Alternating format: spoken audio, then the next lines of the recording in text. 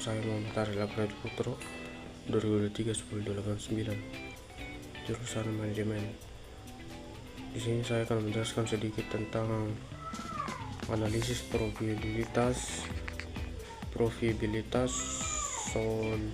solvabilitas dan likuiditas dalam perusahaan makanan dan minuman dengan menggunakan analisis tren. Yang pertama dulu profitabilitas. Profitabilitas dalam perusahaan makanan dan minuman bertujuan untuk meningkatkan kemampuan perusahaan dalam menghasilkan keuntungan dan operasinya.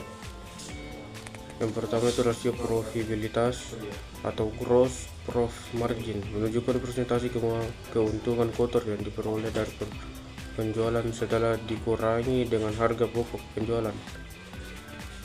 Cara pengerjaannya itu adalah penjualan dikurangi harga pokok penjualan per penjualan.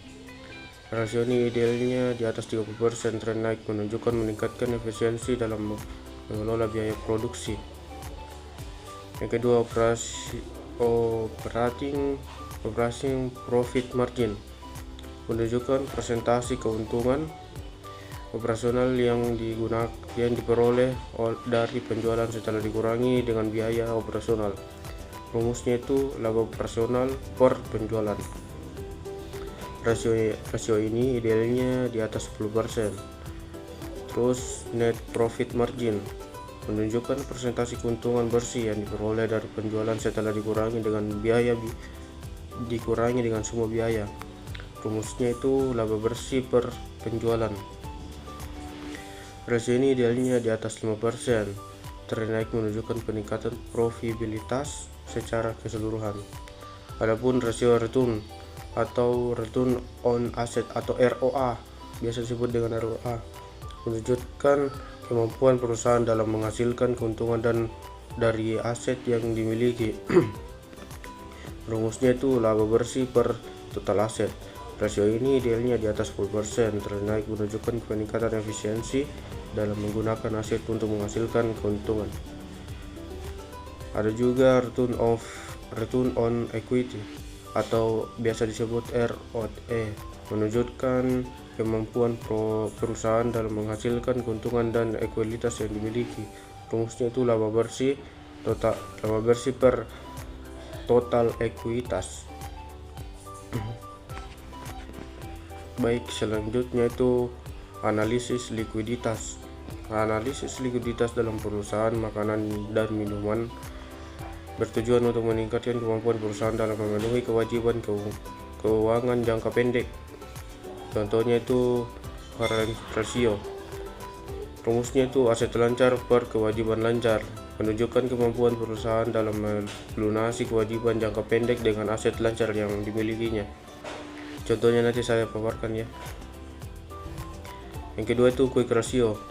Rumusnya itu aset lancar kurang persediaan per kewajiban lancar, menunjukkan kemampuan perusahaan dalam melunasi kewajiban jangka pendek dengan aset lancar yang lebih liquid atau tidak termasuk persediaan. Yang ketiga itu cash ratio. Rumusnya itu kas dan setara kas per kewajiban lancar.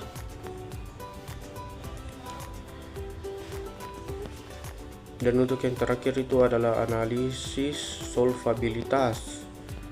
Solvabilitas dalam perusahaan makanan dan minuman bertujuan untuk meningkatkan kemampuan perusahaan dalam melunasi kewajiban jangka pendek dan jangka panjangnya.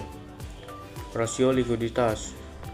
Yang pertama itu coverage ratio, menunjukkan kemampuan perusahaan dalam melunasi kewajiban jangka pendek dengan aset lancar. Rumusnya itu aset lancar per kewajiban lancar. Kedua itu cash ratio, menunjukkan kemampuan perusahaan dalam melunasi kewajiban jangka pendek dengan kas dan setara kas. Rumusnya itu kas dan setara kas per kewajiban lancar.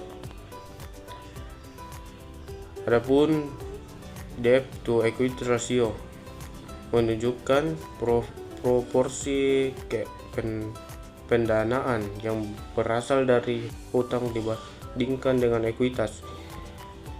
Rumusnya itu total hutang per total ekuitas. Dan debt to asset ratio menunjukkan proporsi aset yang dibiayai oleh hutang. Rumusnya itu total hutang per aset. Dan terakhir times interest earned ratio menunjukkan kemampuan perusahaan dalam membayar bunga dengan laba sebelum bunga dan pajak atau EBIT. Rumusnya itu EBIT per bunga. Baik, sekian dari saya. Wassalamualaikum warahmatullahi wabarakatuh.